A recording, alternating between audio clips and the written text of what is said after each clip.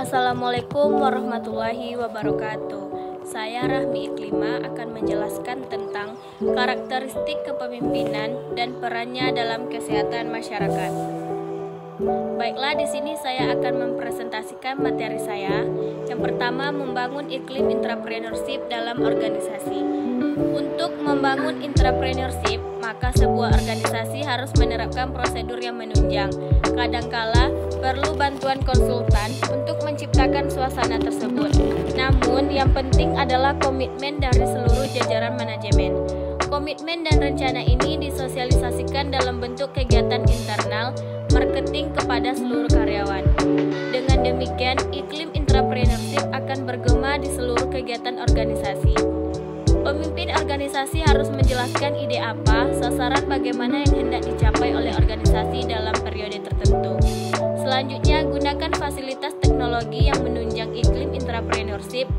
Organisasi harus tetap dekat dengan hati konsumen, harus belajar lebih produktif dengan menggunakan sumber-sumber seefisien mungkin. Selanjutnya, iklim organisasi yang mendorong entrepreneurship. 1. Faktor pendorong entrepreneurship. Antonik 2007 yang dikutip Budi Harjo 2011 menyebutkan, antecedent entrepreneurship dibagi menjadi dua, yaitu lingkungan environment dan organisasi organization. Faktor lingkungan yang positif meliputi dinamisme peluang teknologi, pertumbuhan industri, dan permintaan untuk produk baru.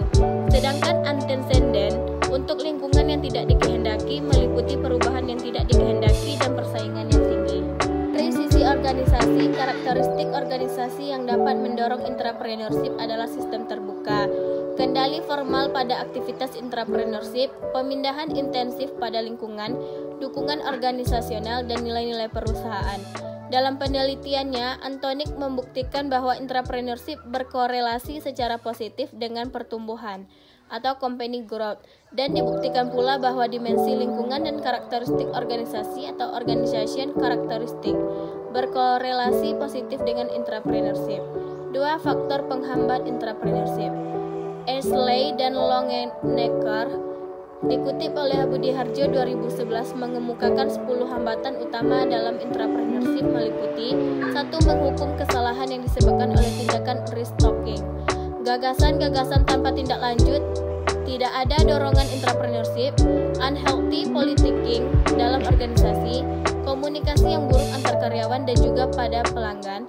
Selanjutnya, karyawan tidak didorong berpikir untuk mencari peluang, misi, sasaran perusahaan tidak jelas, kurang dukungan manajemen, penghasilan keputusan beresiko yang tidak diberi reward, keterbatasan waktu dan sumber daya.